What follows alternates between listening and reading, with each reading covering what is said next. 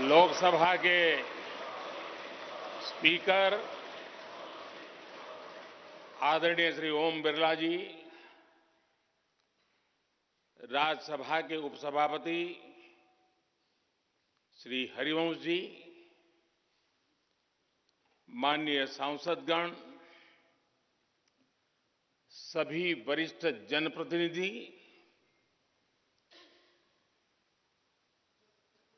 विशिष्ट अतिथि, अन्य सभी महानुभाव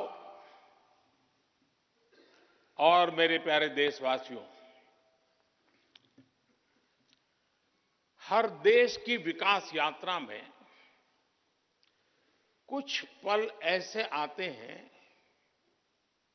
जो हमेशा के लिए अमर हो जाते हैं।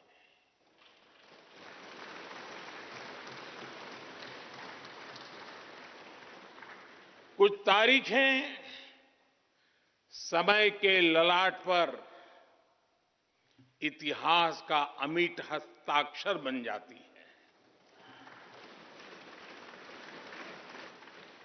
आज 28 मई 2023 का ये दिन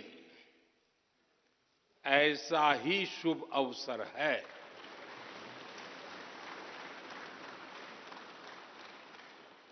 देश आजादी के 75 वर्ष होने पर अमृत महोत्सव मना रहा है। इस अमृत महोत्सव में भारत के लोगों ने अपने लोकतंत्र को संसद के इस नए भवन का उपहार दिया है।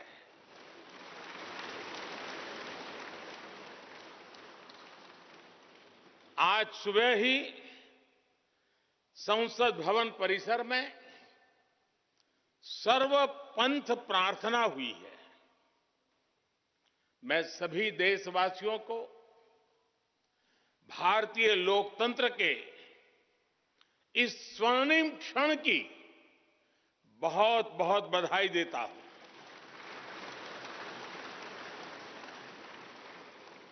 साथियों, ये सिर्फ एक भवन नहीं है, ये 140 करोड़ भारतवासियों की आकांक्षाओं और सपनों का प्रतिबिंब है।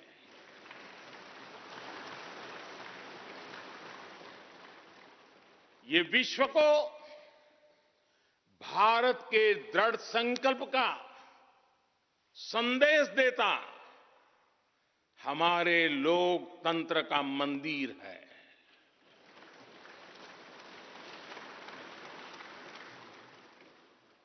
ये नया संसद भवन योजना को यथार्थ से, नीति को निर्माण से, इच्छा शक्ति को क्रिया शक्ति से, संकल्प को सिद्धि से जोड़ने वाली अहम कड़ी साबित होगा। ये नया भवन हमारे स्वतंत्रता सेनानियों के सपनों को साकार करने का माध्यम बनेगा। ये नया भवन आत्मनिर्भर भारत के सूर्योदय का साक्षी बनेगा।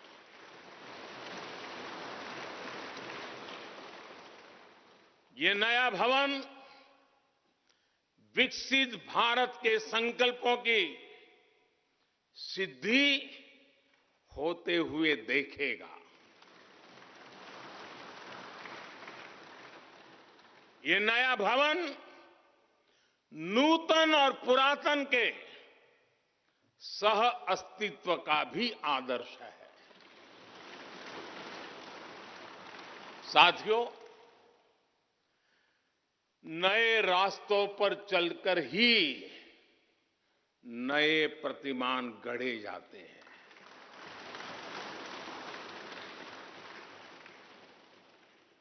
आज नया भारत नए लक्ष्य तय कर रहा है,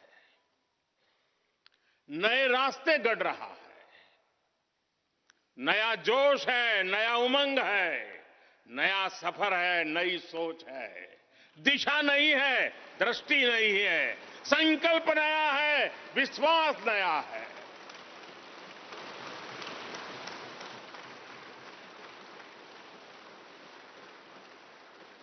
और आज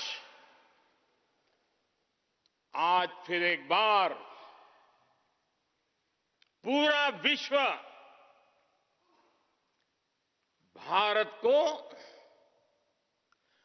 भारत के संकल्प की दृढ़ता को, भारतवासियों की प्रखरता को, भारतीय जनशक्ति की जिजीविषा को आदर और उम्मीद के भाव से देख रहा है।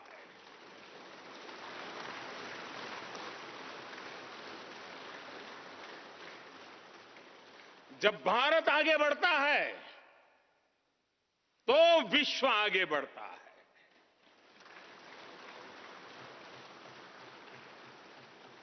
संसद का ये नया भवन भारत के विकास से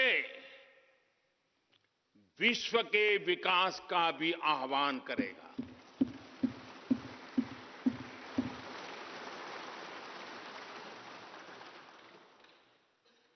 साथियों,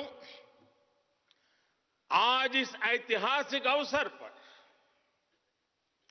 कुछ देर पहले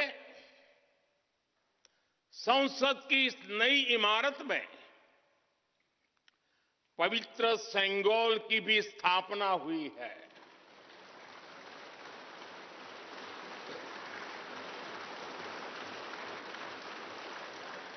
महान चोल साम्राज्य में सेंगोल को कर्तव्य पथ का, सेवा पथ का, राष्ट्र पथ का प्रतीक माना जाता था।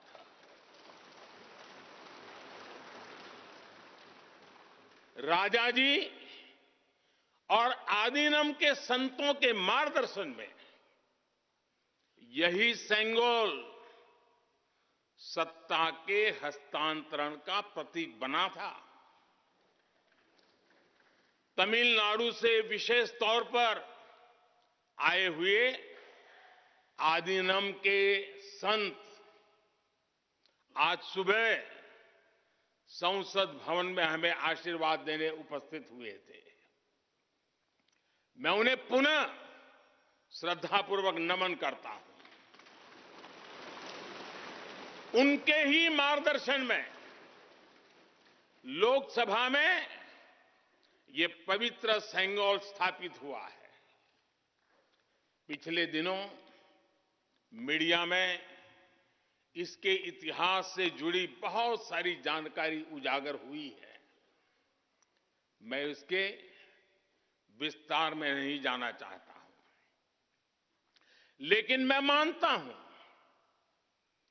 ये हमारा सौभाग्य है कि इस पवित्र सेंगोल को हम उसकी गरिमा लौटा सके हैं, उसकी मान मर्यादा लौटा सके हैं।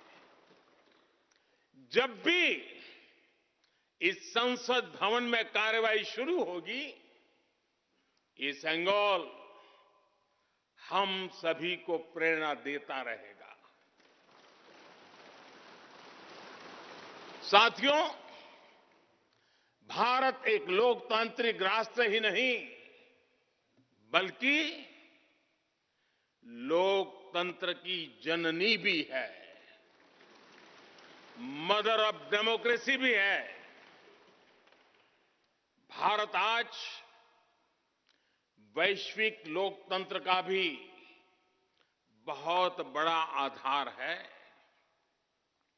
लोकतंत्र हमारे लिए सिर्फ एक व्यवस्था नहीं, एक संस्कार है, एक विचार है, एक परंपरा है। हमारे वेद हमें सभाओं और समितियों के लोकतांत्रिक आदर्श सिखाते हैं। महाभारत जैसे ग्रंथों में गणों और गणतंत्रों की व्यवस्था का उल्लेख मिलता है। हमने वैशाली जैसे गणतंत्रों को जीकर दिखाया है। हमने भगवान बसवेश्वर के अनुभव मंटपा को अपना गौरव माना है। तमिलनाडु में मिला 900 ईस्वी का शिलालेख आज भी हर किसी को हैरान कर देता है। हमारा लोकतंत्र ही हमारी प्रेरणा है। हमारा संविधान ही हमारा संकल्प है। इस प्रेरणा, इस संकल्प की सबसे श्रेष्ठ प्रतिनिधि अगर कोई है तो ये हमारी संसद है। और ये संसद देश की जिस समृद्ध संस्कृति का प्रतिनिधित्व करती है, उसका उद्घोष करती है। शेते निपद्यमानस्य, शेते निपस्य मानस्य चराति चर्त भगः चरैवेति चरैवेति चरैवेति।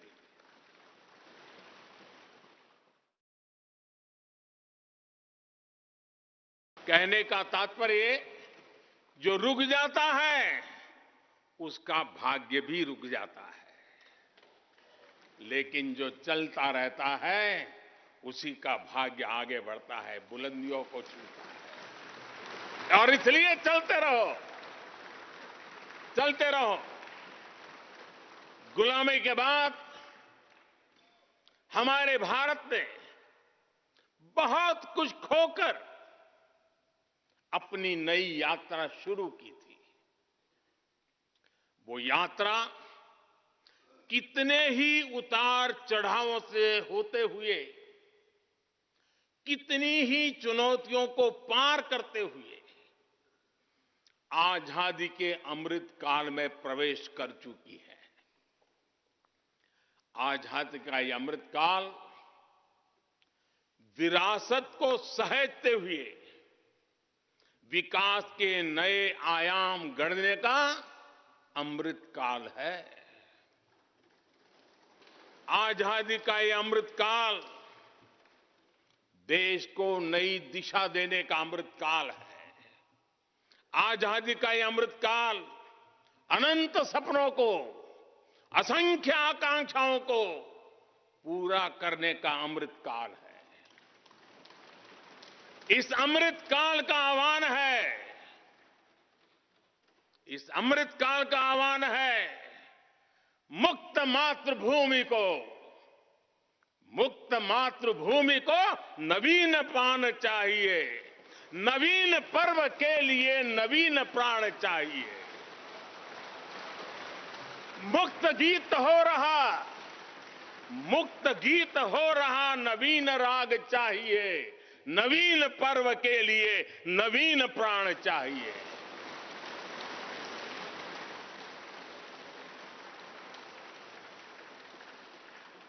और इसलिए भारत के भविष्य को उज्जवल बनाने वाली इस कार्यस्थली को भी उतना ही नवीन होना चाहिए, आधुनिक होना चाहिए। साथियों, एक समय था जब भारत दुनिया के सबसे समृद्ध और वैभवशाली राष्ट्रों में गिना जाता था। भारत के नगरों से लेकर महलों तक, भारत के मंदिरों से लेकर मूर्तियों तक, भारत का वास्तु भारत की विशेषज्ञता का उद्घोष करता था। सिंधु सभ्यता के नगर नियोजन से लेकर मौर्यकालीन स्तंभों और स्तूपों तक, चोल शासकों के बनाए भव्य मंदिरों से लेकर जलाशयों और बड़े बांधों तक भारत का कौशल विश्व भर से आने वाले यात्रियों को हैरान कर देता था। लेकिन सैकड़ों साल की गुलामी ने हमसे हमारा ये गौरव छीन लिया। एक ऐसा भी समय आ गया जब हम दूसरे देशों में हुए निर्माण को देखकर मुग्ध होने लग गए। 21वीं सदी का नया भारत बुलंद हौसले से भरा हुआ भारत अब गुलामी की उस सोच को पीछे छोड़ रहा है। आज भारत प्राचीन कला की उस गौरवशाली धारा को एक बार फिर अपनी तरफ मोड़ रहा है और संसद की ये नई इमारत इस प्रयास का जीवंत प्रतीक बनी है। आज नए संसद भवन को देखकर हर भारतीय गौरव से भरा हुआ है। इस भवन में विरासत भी है, वास्तु भी है, इसमें कला भी है, कौशल भी है, इसमें संस्कृति भी है और संविधान के स्वर भी है। आप देख रहे हैं कि लोकसभा का आंतरिक हिस्सा, यहां भी देखिए, यहां भी देखिए, राष्ट्रीय पक्षी मोर पर आधारित है।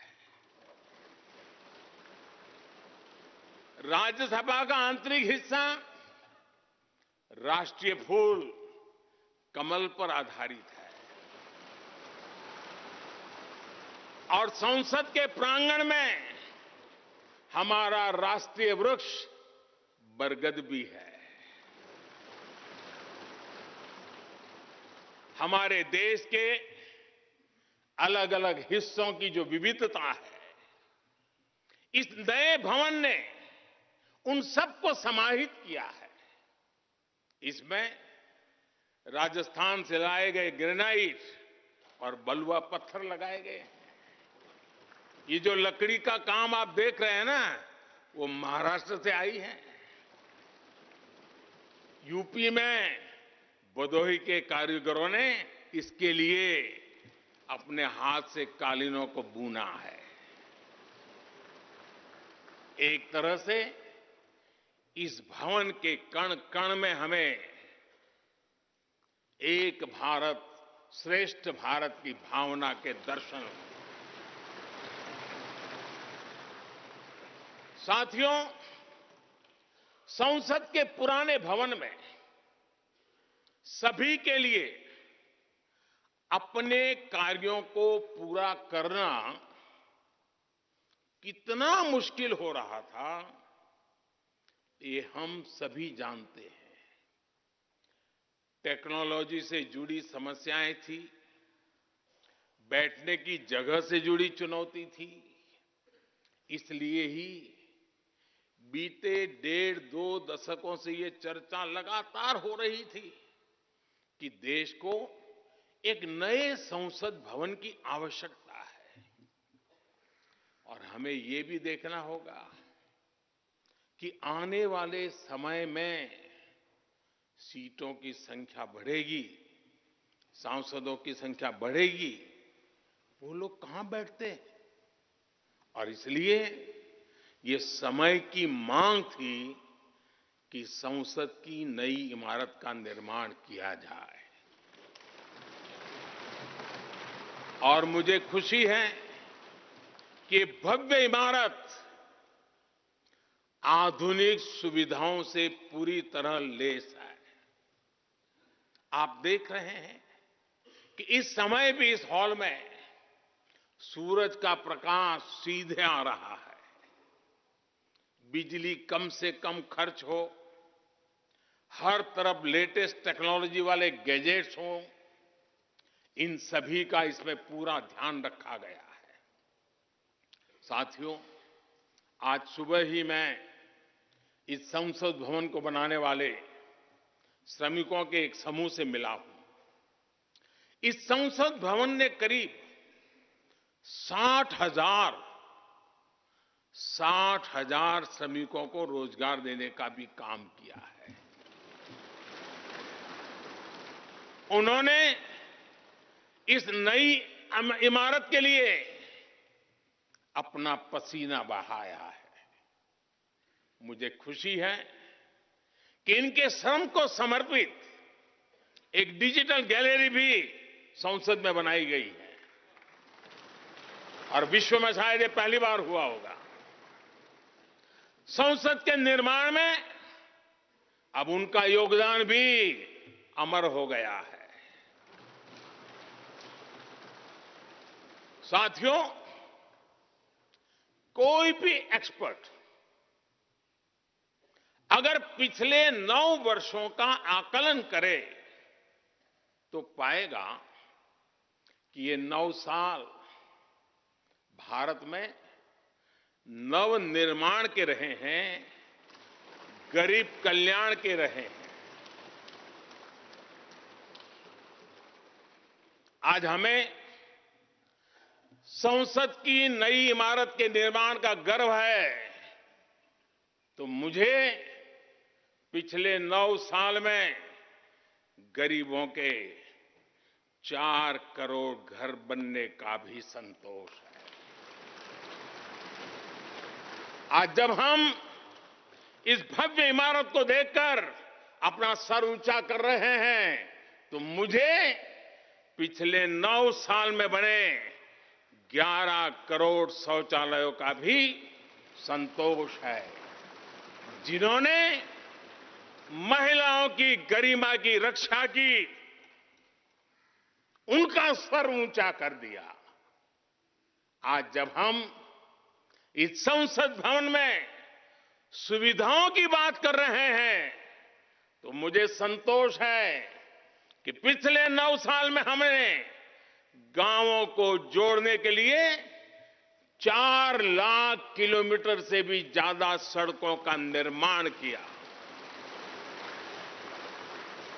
आज जब हम इस इको फ्रेंडली इमारत को देखकर खुश हैं, तो मुझे संतोष है कि हमने पानी की एक एक बूंद बचाने के लिए 50,000 से ज्यादा अमृत सरोवरों का निर्माण किया है।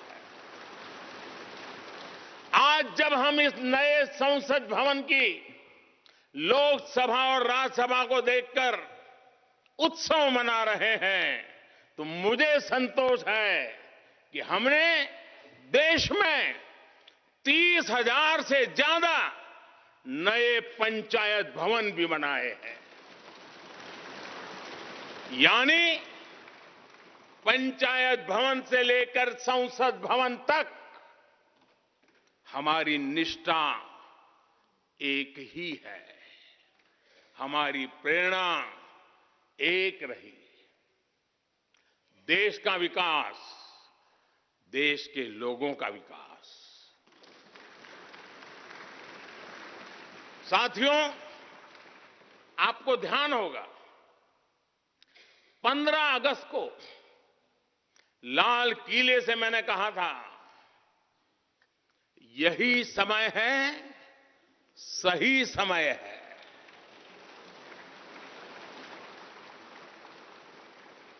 हर देश के इतिहास में ऐसा समय आता है जब देश की चेतना नए सिरे से जागृत होती है। भारत में आजादी के 25 साल पहले, 47 के पहले 25 साल याद कीजिए, आजादी के 25 साल पहले ऐसा ही समय आया था। गांधी जी के असहयोग आंदोलन ने पूरे देश को एक विश्वास से भर दिया था। गांधी जी ने स्वराज के संकल्प से हर भारतवासी को जोड़ दिया था। ये वो दौर था जब हर भारतीय आजादी के लिए जी जान से जुट गया था।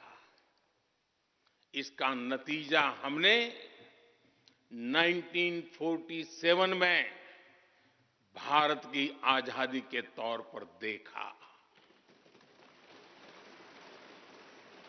आजादी का ये अमृतकाल भी भारत के इतिहास का ऐसा ही पड़ाव है।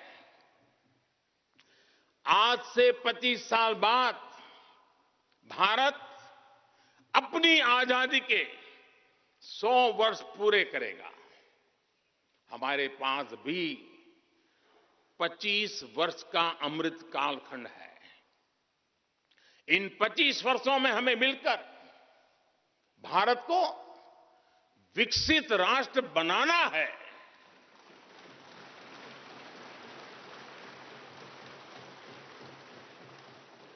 लक्ष्य बड़ा है, लक्ष्य कठिन भी है, लेकिन हर देशवासी को आज इसके लिए जी जान से जुटना ही है। नए प्रण लेने हैं, नए संकल्प लेने हैं, नई गति पकड़नी है। और इतिहास गवाह है कि हम भारतीयों का विश्वास सिर्फ भारत तक ही सीमित नहीं रहता। हमारी आजादी की लड़ाई ने दुनिया के बहुत सारे देशों में उस समय एक नई चेतना जागृत कर दी थी। हमारी आजादी की लड़ाई से भारत तो आजाद हुआ ही, साथ ही कई देश आजादी की राह पर चल पड़े। भारत के विश्वास ने दूसरे देशों के विश्वास को सहारा दिया था। और इसलिए भारत जैसा विविधता से भरा देश, इतनी बड़ी आबादी वाला देश, इतनी सारी चुनौतियों से लड़ने वाला देश जब एक विश्वास के साथ आगे बढ़ता है तो इससे दुनिया के अनेक देशों को प्रेरणा भी मिलती है। भारत की हर सफलता आने वाले दिनों में दुनिया के अलग अलग भूभाग में अलग अलग देशों की सफलता के रूप में प्रेरणा का कारण बनने वाली है। आज यदि भारत तेजी से गरीबी दूर करता है तो ये कई देशों को गरीबी से बाहर आने की प्रेरणा भी देता है। भारत का विकसित होने का संकल्प कई और देशों का संबल बनेगा। इसलिए भारत की जिम्मेदारी और बड़ी हो जाती है। और साथियों, सफलता की पहली शर्त सफल होने का विश्वास ही होती है। ये नया संसद भवन इस विश्वास को नई बुलंदी देने वाला है। ये विकसित भारत के निर्माण में हम सभी के लिए नई प्रेरणा बनेगा। ये संसद भवन हर भारतीय के कर्तव्य भाव को जागृत करेगा। मुझे विश्वास है इस संसद में जो जनप्रतिनिधि बैठेंगे वे नई प्रेरणा के साथ लोकतंत्र को नई दिशा देने का प्रयास करेंगे।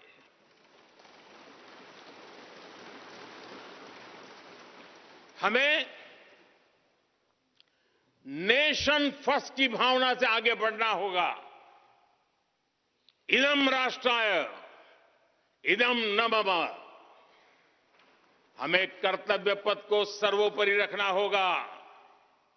कर्तव्यमेव कर्तव्यम अकर्तव्यम न कर्तव्यम। हमें अपने व्यवहार से उदाहरण प्रस्तुत करना होगा। यद यदाचरति श्रेष्ठः तद्देव इतरो जनः। हमें निरंतर खुद में सुधार करते रहना होगा। उद्धरेत आत्मना आत्मानानम। हमें अपने नए रास्ते खुद बनाने होंगे। अपदीवो भवः।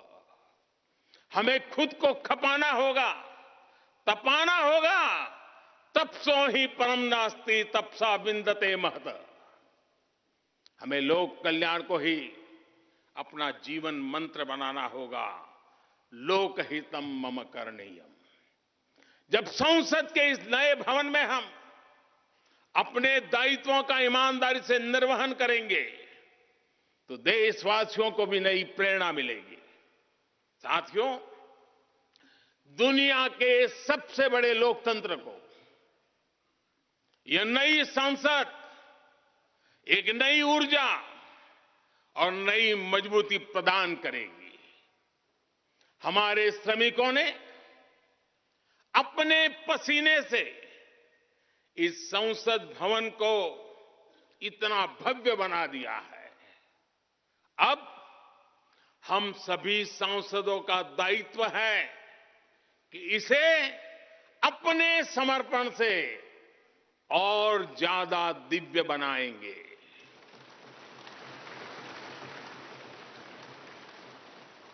एक राष्ट्र के रूप में हम सभी 140 करोड़ भारतीयों का संकल्प ही इस नई संसद की प्राण प्रतिष्ठा है।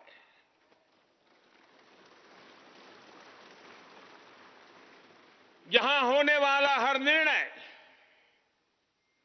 आने वाली सदियों को सजाने संवारने वाला है।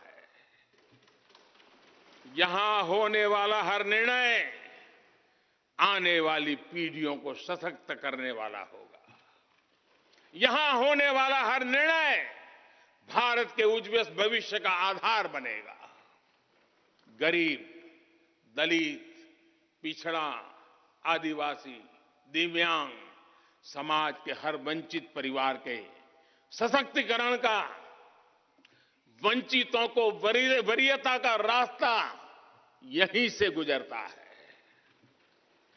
इस नए संसद भवन की हर ईंट, हर दीवार, इसका कण कण गरीब के कल्याण के लिए समर्पित है।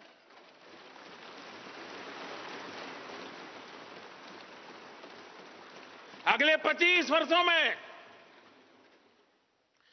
संसद के इस नए भवन में बनने वाले नए कानून भारत को विकसित भारत बनाएंगे।